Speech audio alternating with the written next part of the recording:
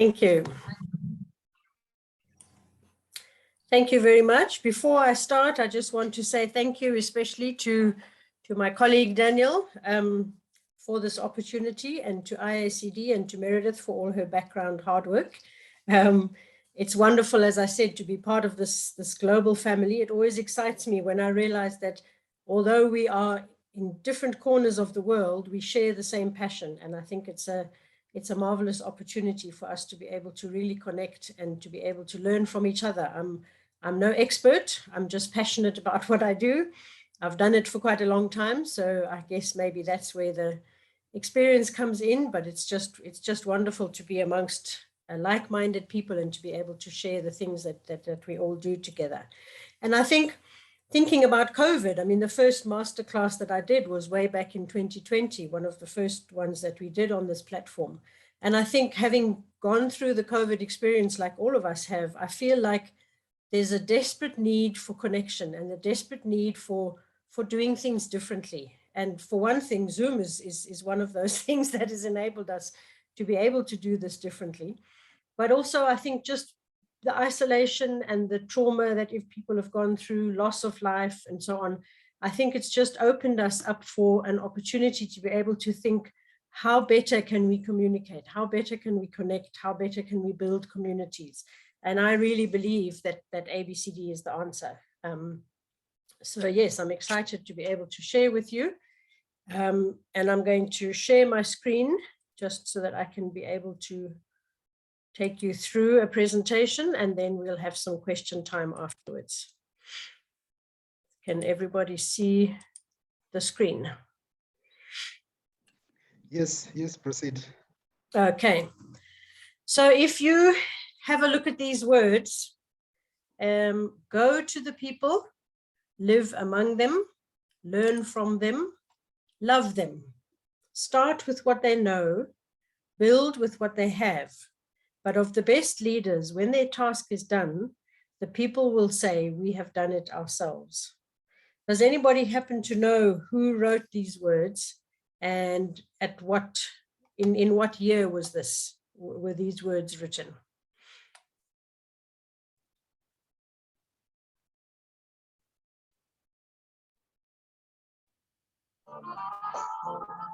Well, IACD is underneath it. Maybe IACD tell us when. Maybe it should be IACD's vision statement. These words were actually written by a Chinese philosopher called Lao Tzu in the year 650 BC. So that's a very, very long time ago. And to me, this is like the recipe for the best type of community development practice. The term ABCD was coined by John McKnight and Jody Kretschmann in the mid-80s, 1980s, as they were working in neighborhoods in America, challenging the traditional needs-based service provision. And at about the same time, from 86 onwards, I was working in a displaced rural community in Eastern Swaziland. It's now known as Esvatini. I was a young social work student. I had just got married, and my parents gifted me a set of community development handbooks. And in there, I came across this Lao Tzu quote, and it just struck a chord deep in my heart. And I thought, this is how I would like to do community development. I didn't know about the term ABCD because, in fact, it was just busy being coined across the ocean. But to me, the key thing about ABCD is that it's a worldview. It's a lifestyle. It's not a program. It's not a thing that a technique that you just implement at a certain time. To me, it's like, as we say in the ABCD field, and I see Bernie's on the group with us today, ABCD is in our blood. It's like a positive virus that has attacked us, and it'll never let you go. It's a lifestyle. It's a way of looking at the world. It's just how you do things, not only in your work environment, but even in your personal outlook and your personal worldview. So here's a picture that explains or illustrates that kind of a view. Happiness only comes to those, sorry, I can't see because of the other things at the top there. These young men, I think this picture comes from Malawi. They are not very wealthy. You can see by the condition of the house behind them and so on. But instead of sitting at home and being miserable, they have obviously seen, perhaps on TV or something, they have seen people playing pool, and they've decided, we would like to do that as well. So they've looked around at what they have, and they have made themselves a pool table out of mud, and they're using balls of mud or maybe little balls of plastic or something, and they're happy. They have created a way of being able to entertain themselves using the resources that are available to them.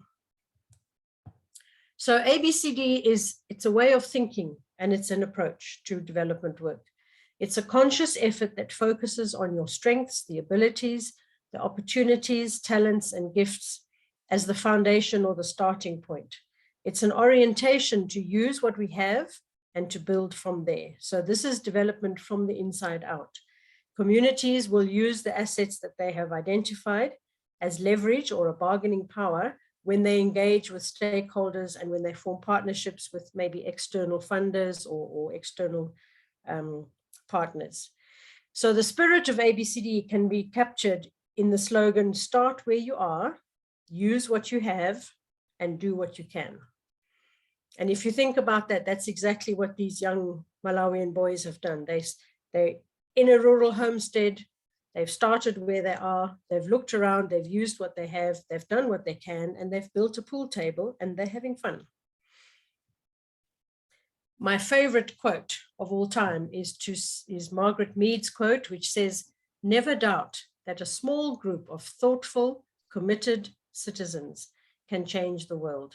Indeed, it is the only thing that ever has."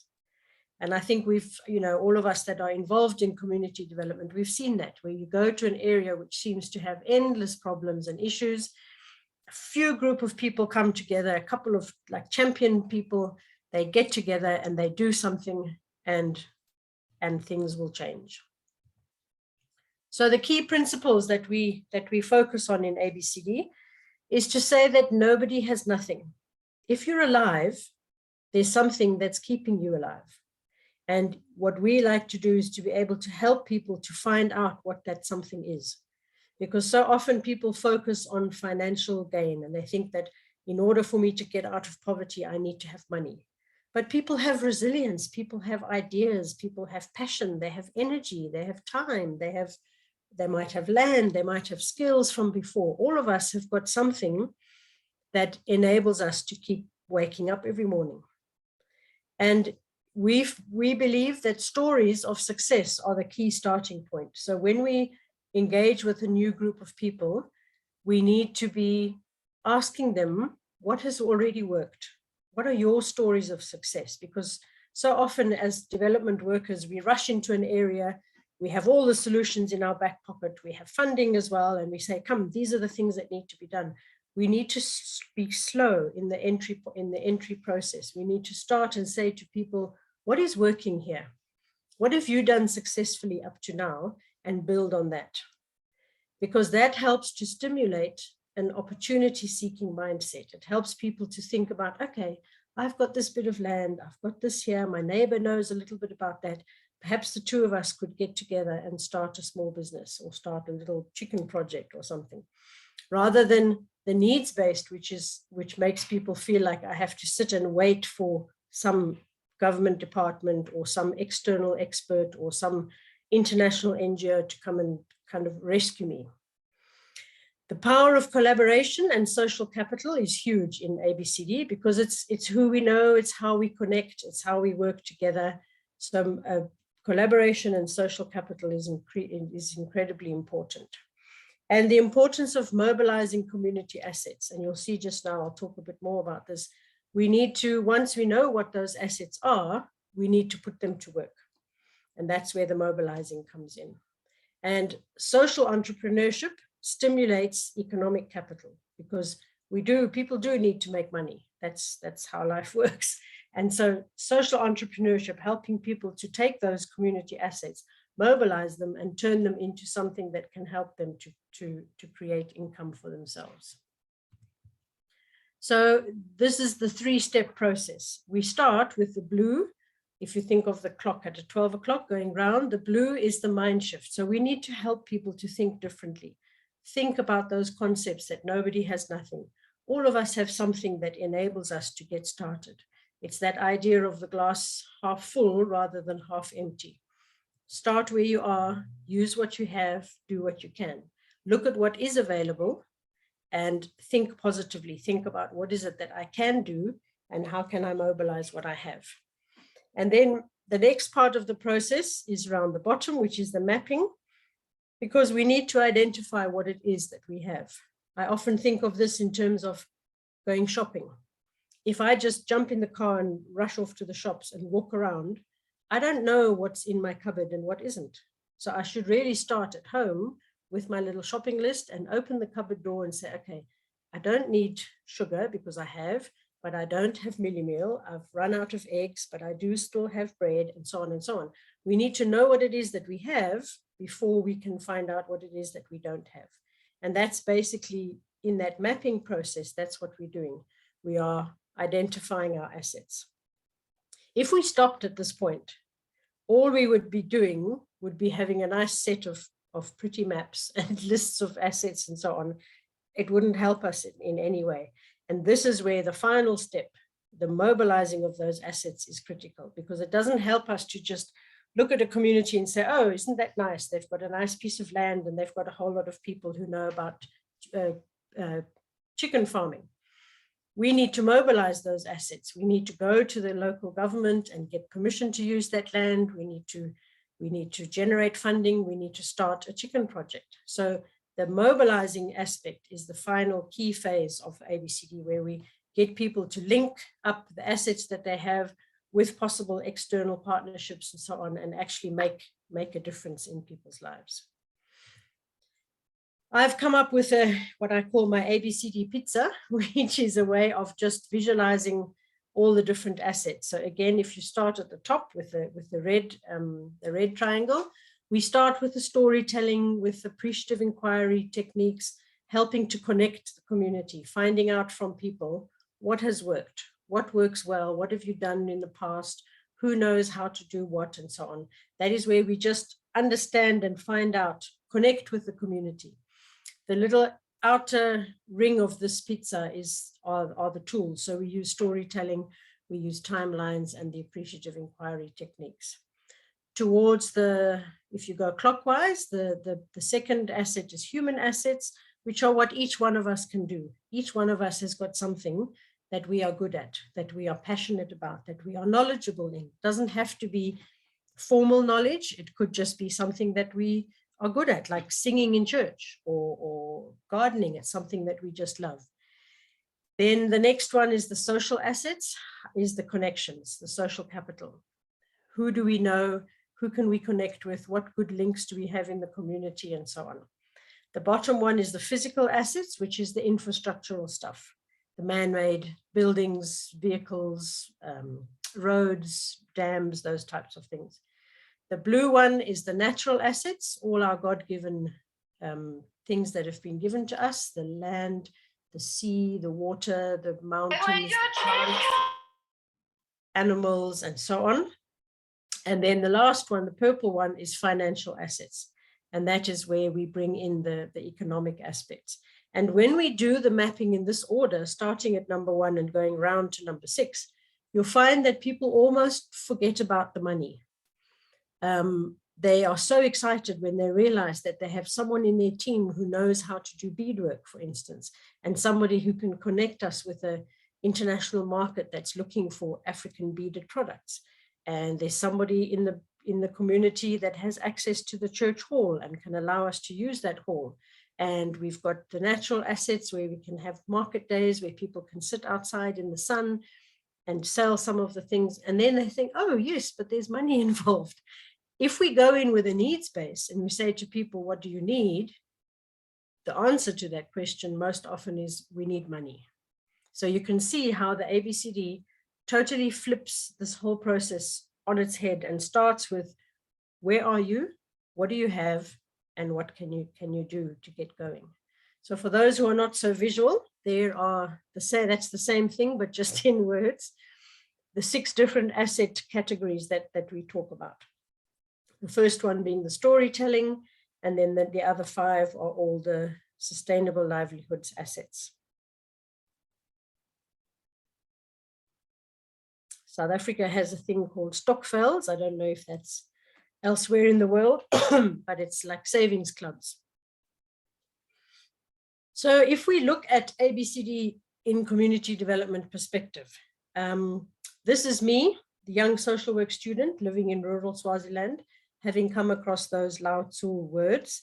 And I was running a program for a year to get my degree. I had to do a practical project. So I came across this community that had been displaced to make way for a sugar company.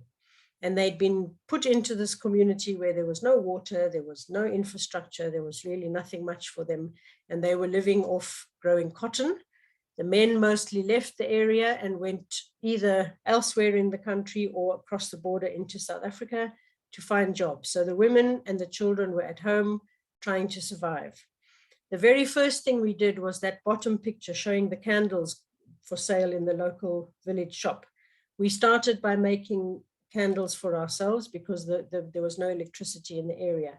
We managed to get a little bit of money together from jumble sales, and we made these candles by dipping them into hot wax on a string and then putting them for sale in the shop.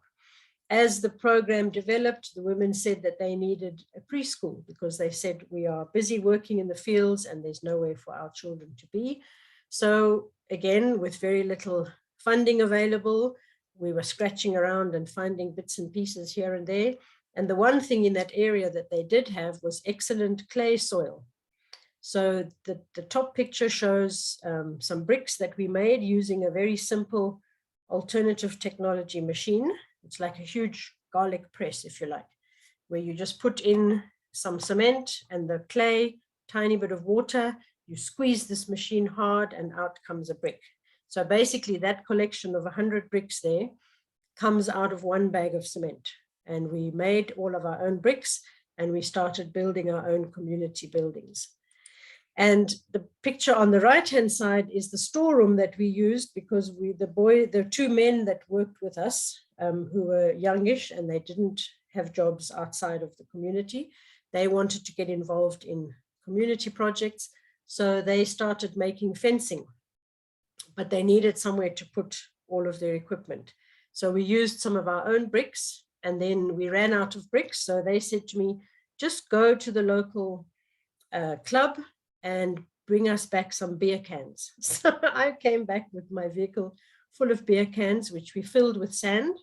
And we fitted them into a channel between 2 layers of the fencing. And then when we ran out of the beer cans, we just filled them up with stones. And that was our storeroom. I expected this building to fall apart within a few years. But in fact, this was 1986.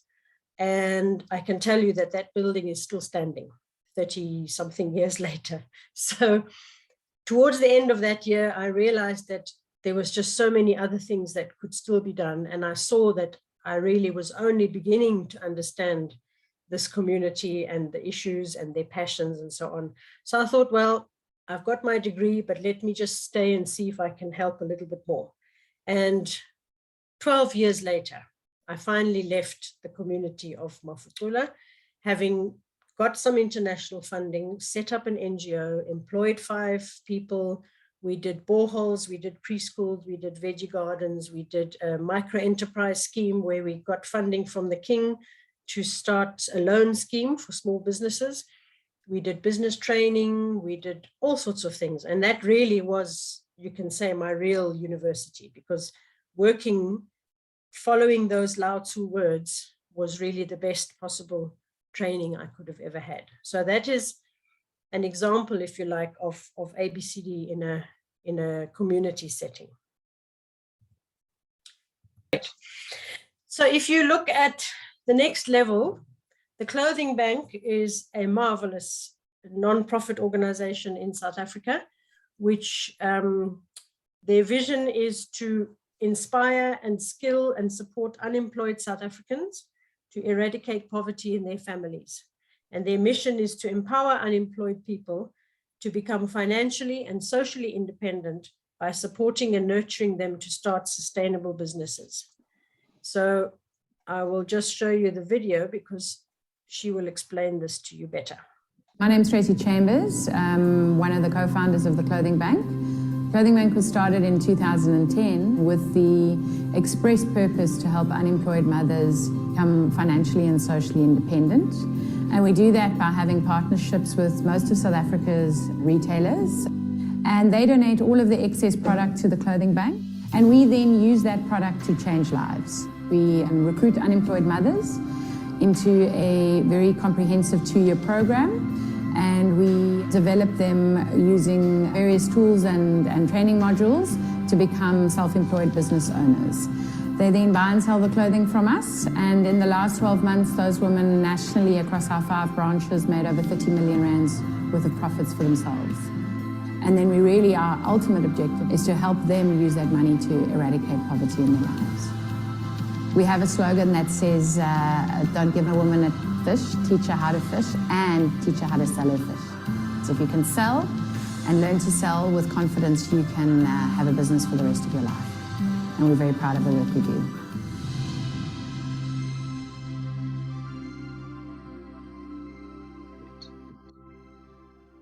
My name's Tracy Chambers. Oops, sorry.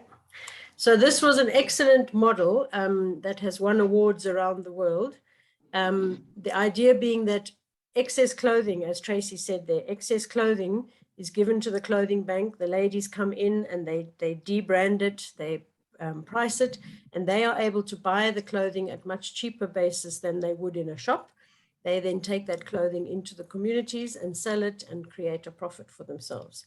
And I'm involved in helping them with their evaluation program through using the green light evaluation tool, which is fantastic. And I can see women changing their lives and lifting themselves out of poverty in as short as a 3-year period. It really is the most incredible program.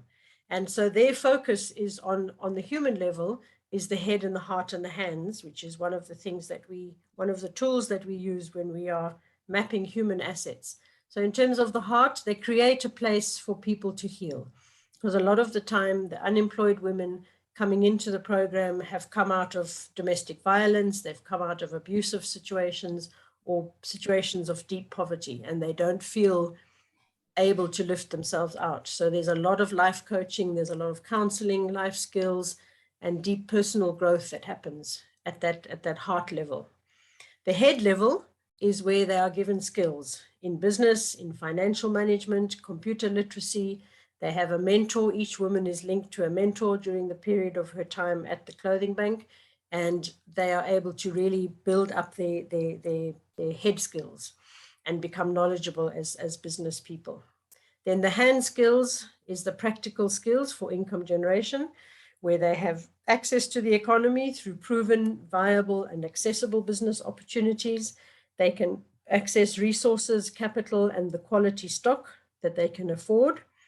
And they get practical work experience. They come in once a month. Everybody has to have a day of volunteering where she'll come to the Clothing Bank and assist with sorting or pricing or whatever it is. And there is support for their financial record keeping to help them to manage their finances.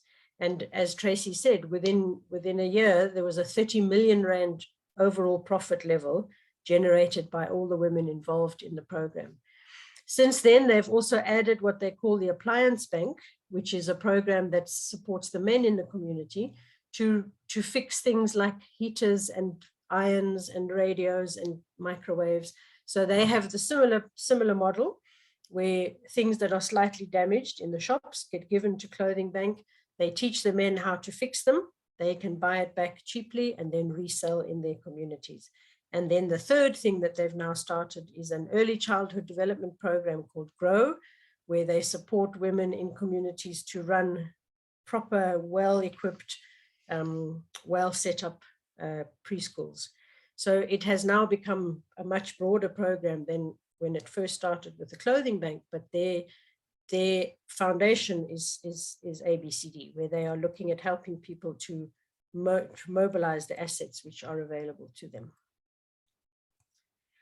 The next level is a much, much bigger level, corporate.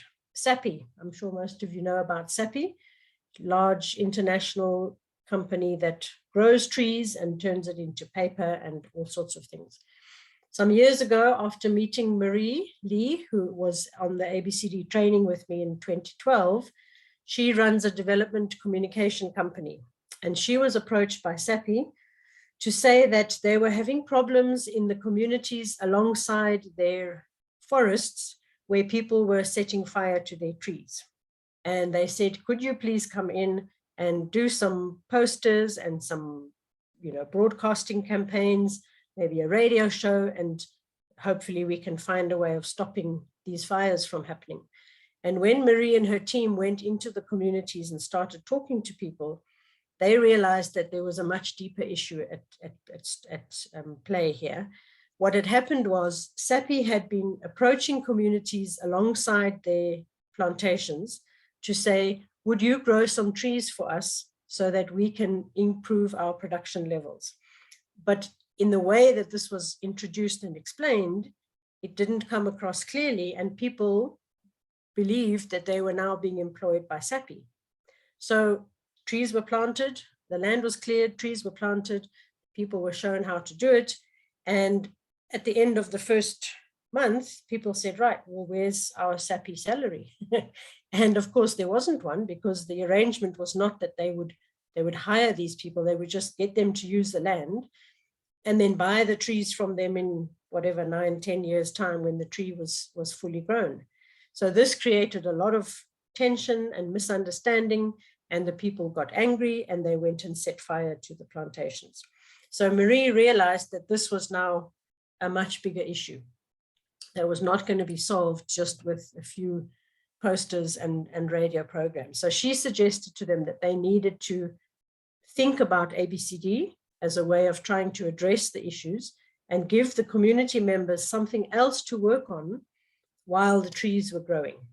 So she called me in, and together we came up with this thing called abashinshi, which is to shinsha in Zulu is to change. So these are like change agents in the community. Each community was invited to put forward the names of two people who were not working and ask them to be trained in ABCD, in life skills, in basic business skills, and to then run these workshops in the communities and help to develop community projects or small businesses that would support the community while the trees were growing. And this developed into a huge program. And again, my slides are jamming for some reason, where, sorry, I don't know why this is doing this.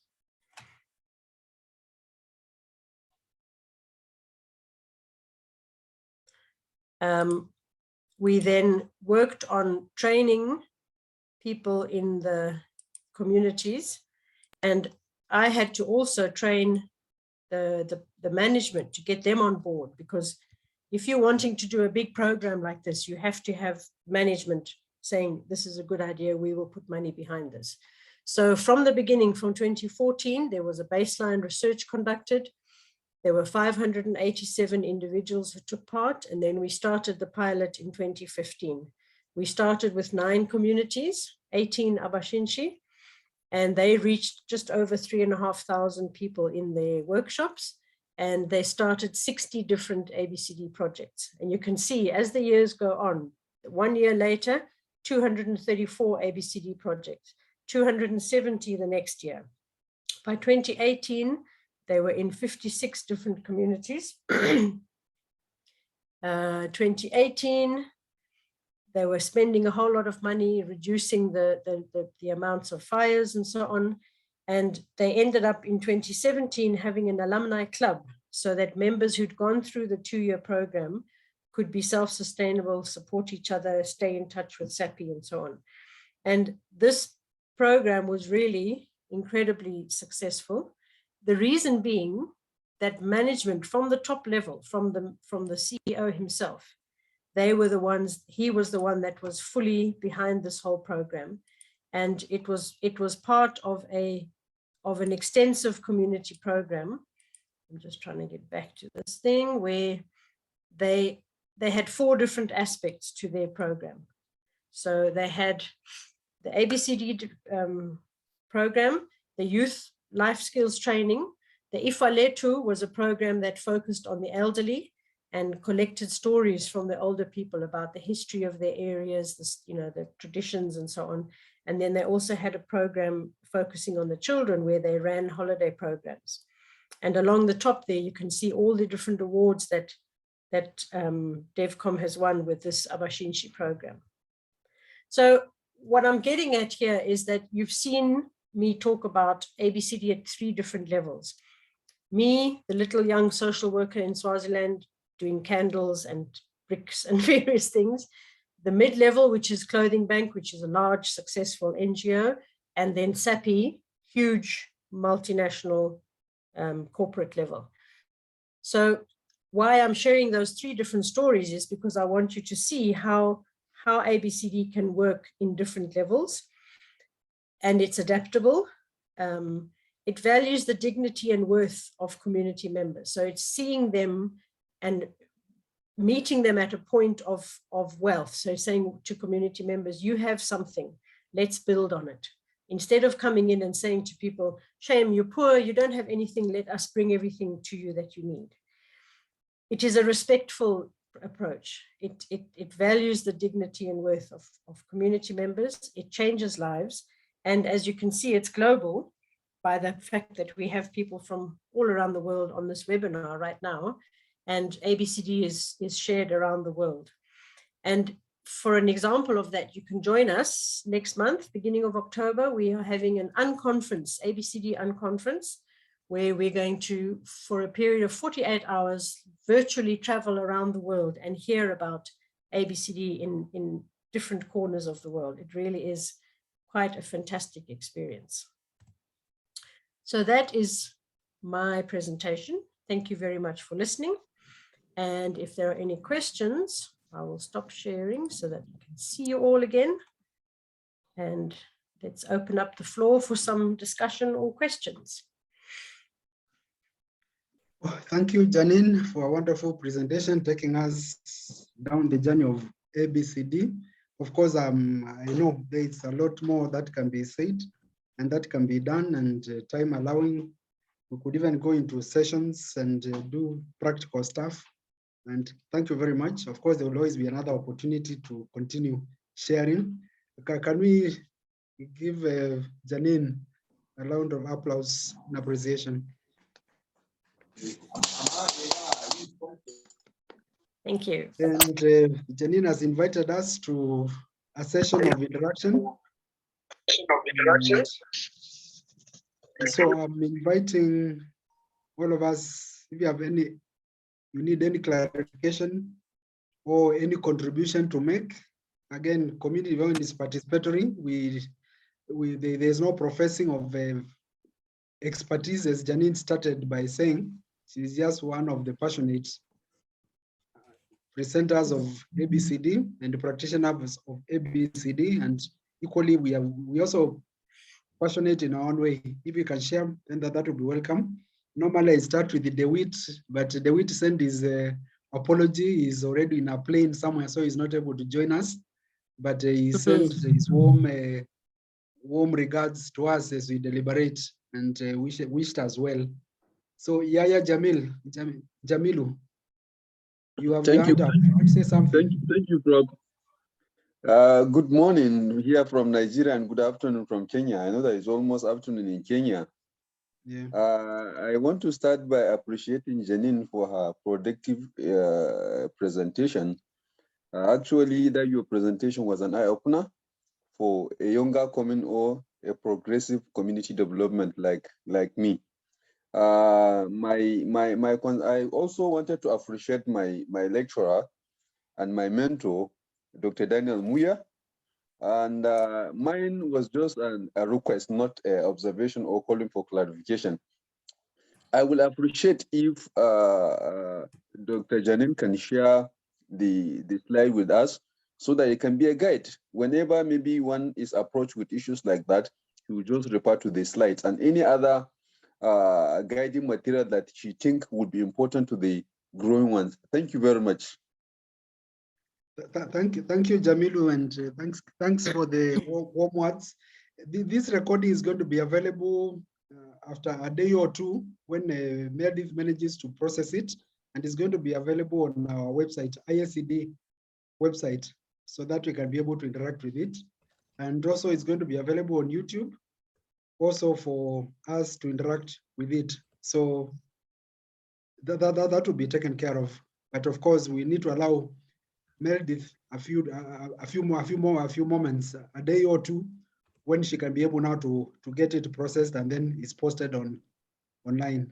And the rest of the other presentations that we have done to date, more than 20 or so, they're also available on online for us to continue to interact.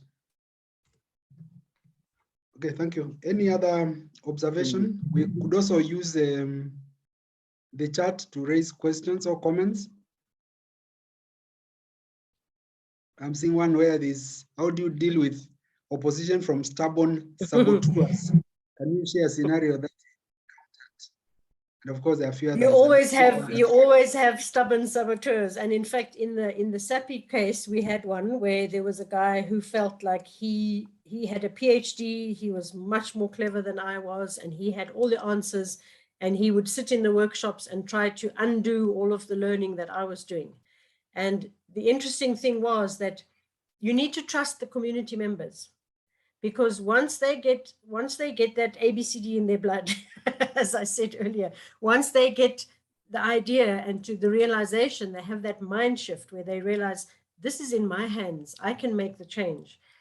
Even if a saboteur comes along, if they are dedicated enough and they are willing enough to champion this idea forward, they will deal with those saboteurs. So I think we need to trust the integrity of community members and leave it in their hands, because the last thing you want to do is to come in as that expert person and take control, because then you're immediately undoing all of that ownership and integrity and respect that you've given to community members. So yes, there are saboteurs, there are people who come in and try to disrupt, but if the community is engaged enough and determined enough to make things work, they themselves will actually deal with those saboteurs. So I think just trust the community would be my answer. And I saw a question there also asking about discussing asset mobilization a bit more. That just comes with context. So there's no kind of one way of saying this is how you mobilize assets, because you need to see the context that you're in. You need to map everything that's around you. So your social assets will be all the connections you have with government departments, with NGOs, churches, local business, funders, other communities, and so on.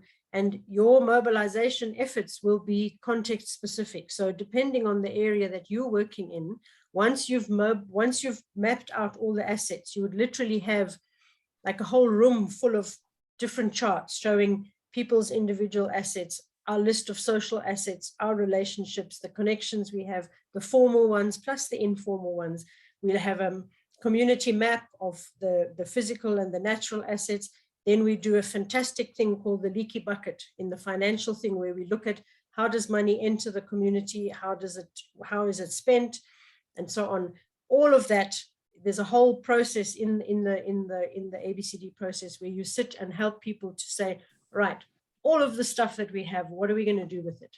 And it really is context specific. So you need to think about what is it that people want in that particular area. Also, what are the government regulations and so on. In South Africa, we have the NDP, the National Development Plan process, where each community is visited. People give forward ideas of what it is that they need for their area. And then the ideal is that the government works with community members to say, okay, in the next 5 years, we will put in a plan and a budget for a new clinic or for a high school for your area or whatever it is. So the mobilizing of the assets is done per area and based on what the people are wanting in that area for themselves.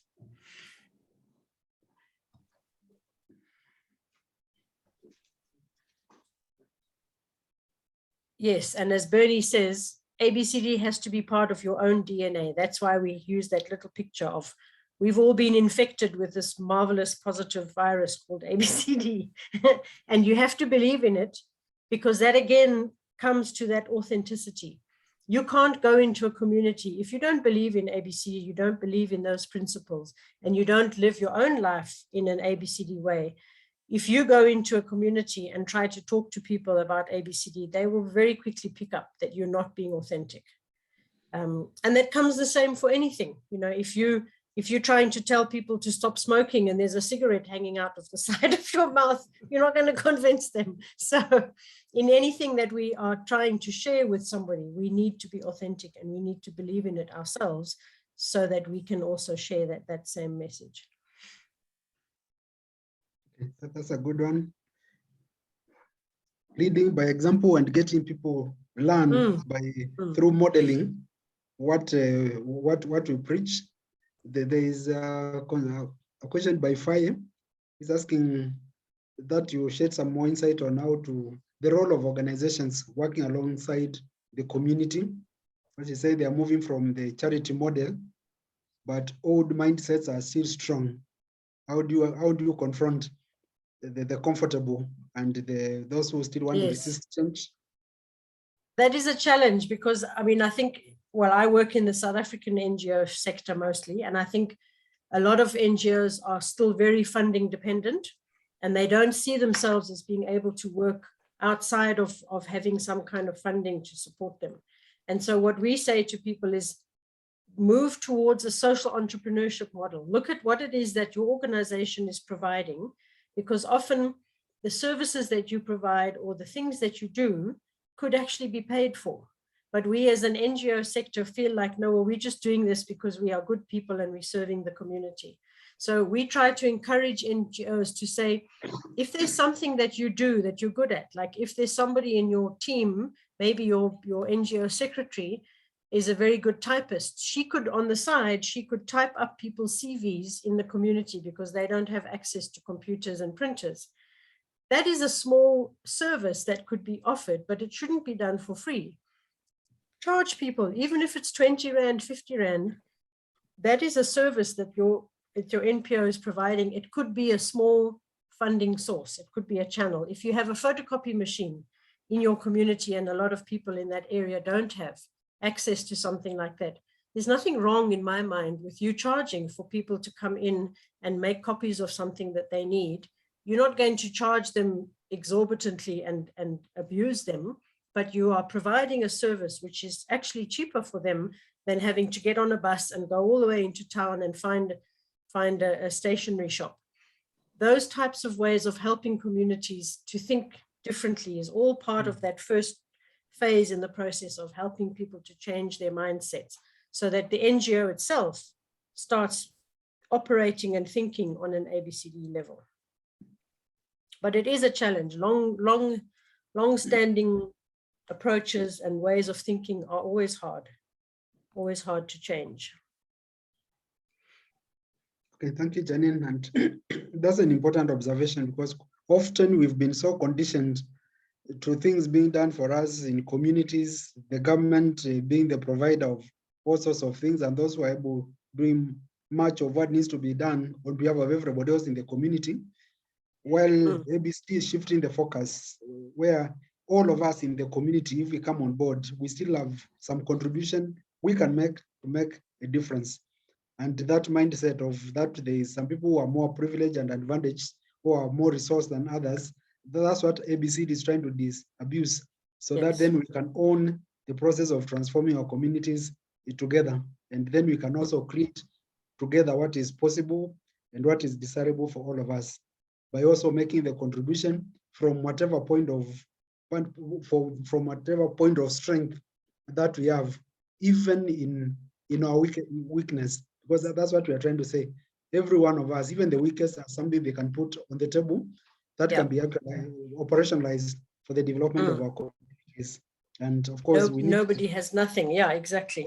We need to start at that point. And of course, Rani is also adding that we also need to be patient. Change doesn't happen overnight. We need to be patient with people so that ultimately can be able to onboard and then be able to buy and into what is happening. And once now they are convinced and they are comfortable, then they will run along with us. I see Lizzie has a question about the first asset, the storytelling asset.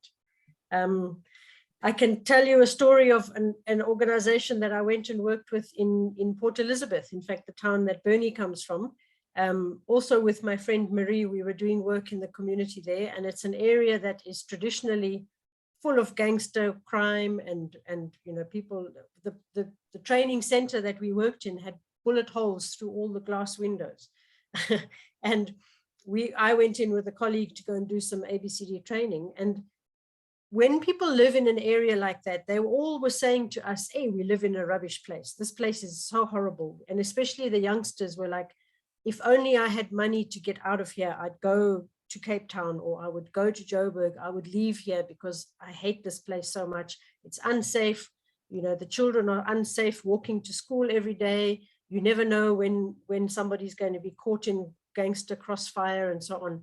And when people have that negative impression about their own community, they're not going to invest in putting effort into community projects or making things better.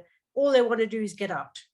And when we started with the storytelling with them, we said, but tell us more about this place. And there was one older lady who explained about when the place first started. It was during the time when apartheid was moving communities to make sure that only whites lived in one place and colored people in another and black people in another. And so this community had been moved, similar to my Swaziland story, had been moved to this area away from an area that was chosen for only white people. And so they were living here, and there was tension from the very beginning. And the young people said, we didn't realize that this place was so old. And when you do something like a timeline, where you ask people to tell us from the earliest memory you have of your community, what happened? And then they tell key things like, if there was a big flood that happened where people had to rebuild their houses, or when was the first shop built, and when did the first school come into this area, and you know, when was this area named by this name, and why was it given that name, and so on. And then you start helping people to understand their community with like fresh eyes. You ask them questions like, are there any famous people who come from this town or this community? And once I asked that question, the young people were like, yeah, there's this cricketer, and this guy plays for South Africa, and this one, and Jonathan Butler, the musician, he comes from here. And, you know, all of a sudden they had these hero people in their minds, and they realized that these people actually were born in this community.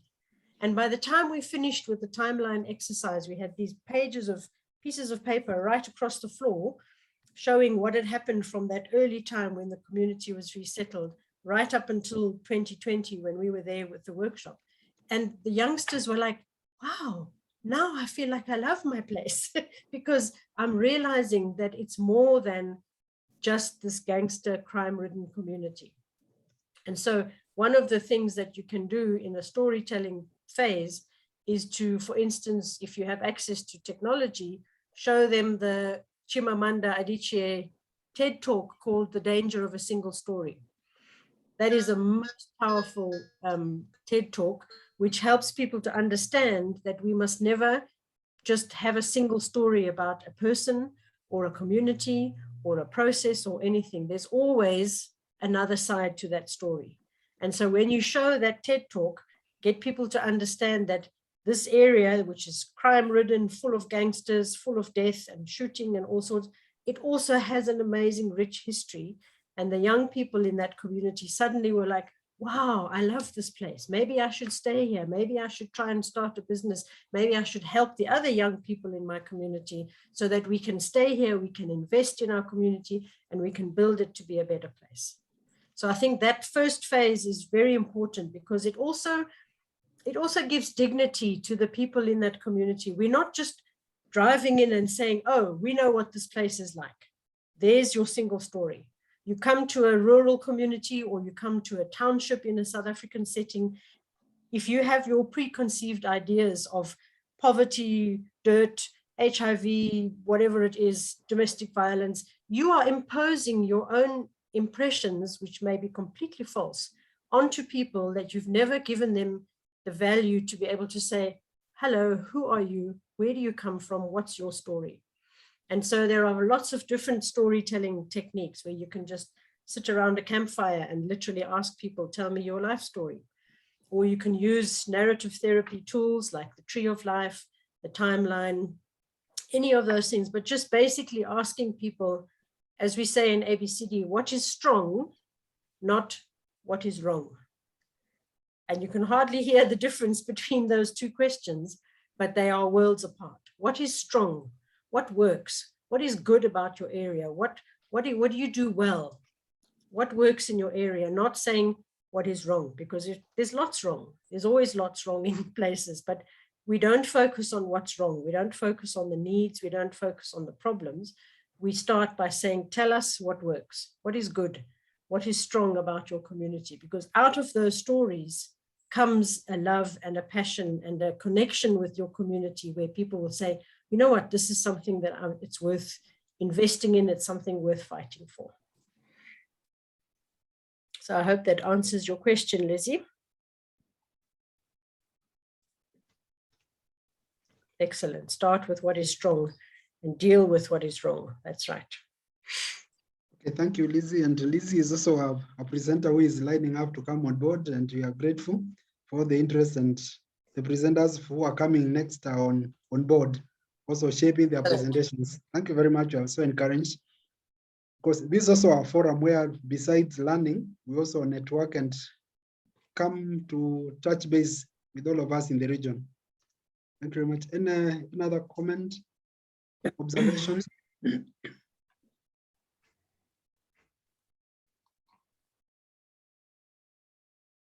Yeah, somebody is using some numbers 128450. If you could change to a name, that would be a lot more welcome. You're asking that we could say a lot more on storytelling therapy, please. Not sure that's the right term. The Tree of Life. That is a personal development tool that you get people to draw a picture of their life as a tree.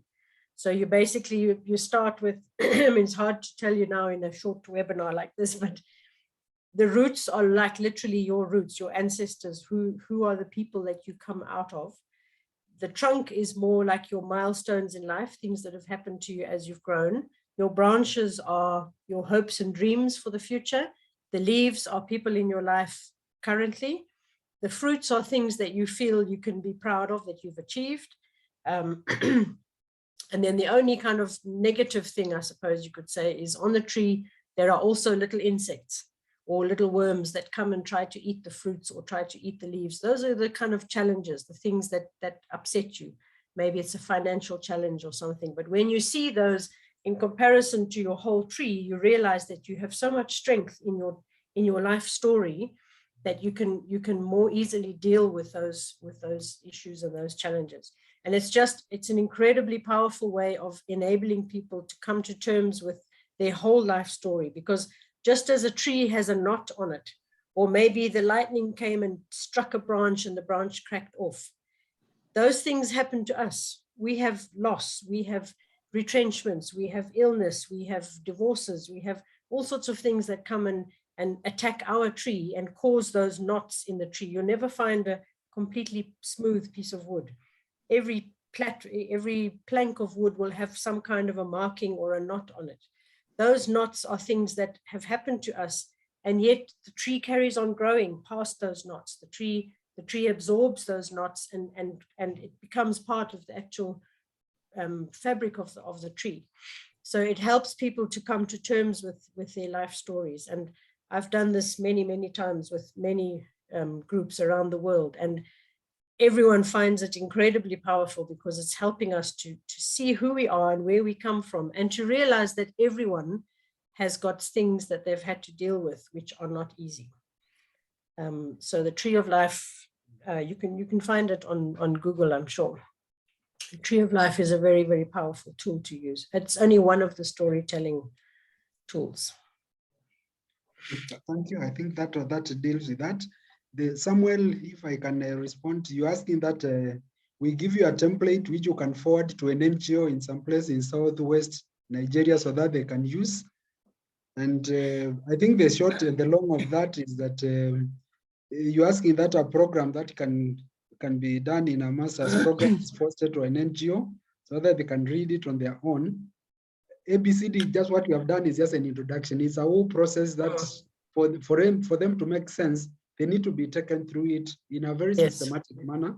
And so sending them a brochure or a template is really doing a disservice to them because to appreciate the approach and the process. And so a process of training is very useful.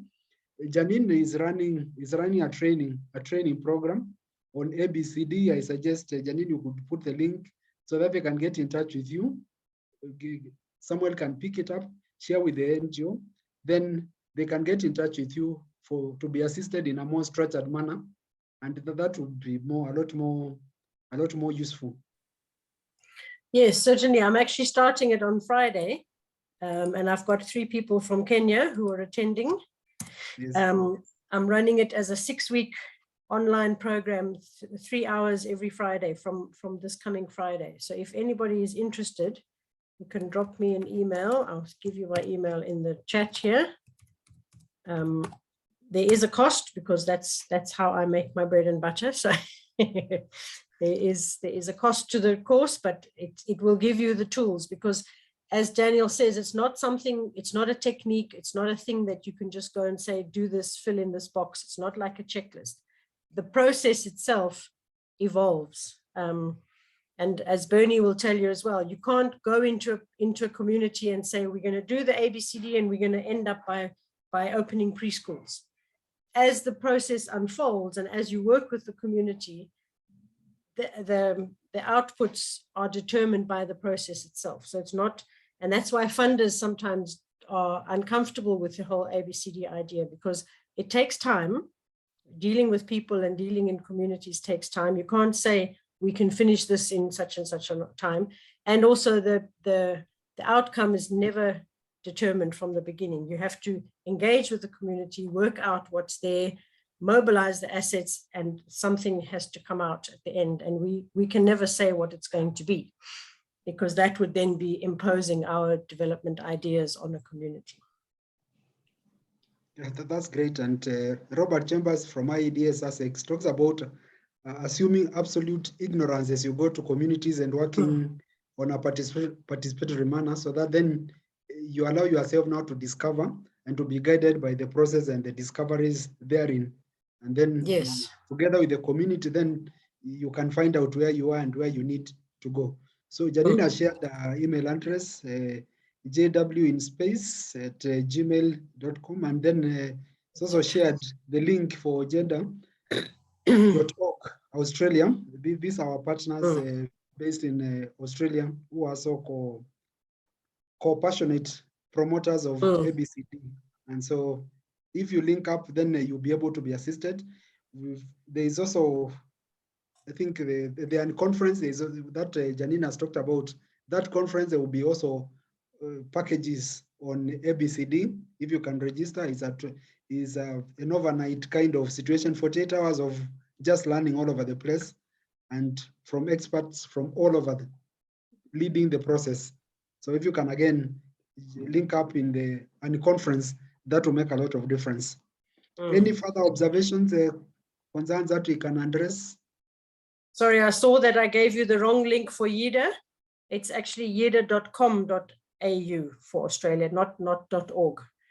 They've got a lot of tools, a lot of information about ABCD on that platform. Okay, jida.com.au for Australia. So you're welcome to visit that site, and again, there will be a lot of resources that are available. But again, to benefit from ABCD, you need to be guided to learn the tools. Then that way you can be able now to responsibly interact and help communities embrace the approach. Okay, I think now that we seem to be coming to the end of the session, I can do some commercials and for IACD. And Meredith, we have forthcoming, maybe Janine, you will also put in the link for the conference, and so that who are interested can link it up. Meredith, you can share the link for the World Community Development Conference. We are just a few days to the World Community Development Conference 2022 hosted from Georgia by Inclusive Practices. And the registration is ongoing. The link is there. It's going to be fully virtual, so you can actually follow the proceedings just the way you are following the proceedings here. 3 days of enriched engagement with community development practitioners from across the world. The focus of the World Community Development Conference 2022 is on inclusion, and you're welcome on board. The link is there. There's still time to register, $50, and then you can learn for 3 days. Then after that, we have the World Community Development Conference 2023, which will be in Darwin, Australia. Again, community development from the edge, June 20th to 22nd in Darwin, Australia. Submission of abstracts is already open, and the registration is soon opening. So again, let's prepare. These are opportunities for us to continue networking.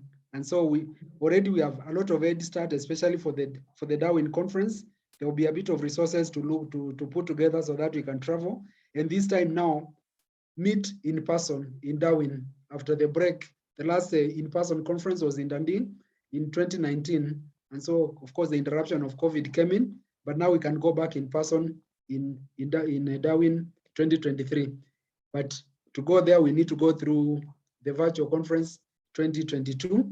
And then we also need to go through the conference, which is, again, from the comfort of your room, non-stop marathon learning. If you can again register, that would be very helpful. And so from the IACD Sub-Saharan African Region Secretariat, we are calling for presenters. We already have presenters lined up to February 2023 with the presenters, and we are still inviting. If you have a topic of interest in community development, get in touch with us. We'll schedule you and you can make your presentation, and you continue making us a richer community development practitioners for the benefit of our discipline and for the benefit of the communities that we work with. And so the webinar series continues every second Wednesday of the month at 11 o'clock Kenyan time. The British Standard Time and the Greenwich time keeps on shifting, but Mr. Google will always tell you when it is time for yourself.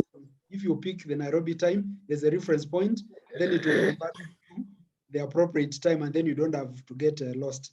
So thank you very much. And Janine, we are so grateful for the leadership and sharing all these nuggets of wisdom with us. It's just scratching the surface. The class is starting, register, then Janine can take you now to the deep, and now you'll be a lot better than what you are now once you go through the process. And then again, you start changing your mindset and then the mindsets of the communities that you work with. So thank you very much. And so we meet again next month for the next edition. Thank you very much, Meredith. And Janine, thank you. Be blessed. Thank you very much, everybody.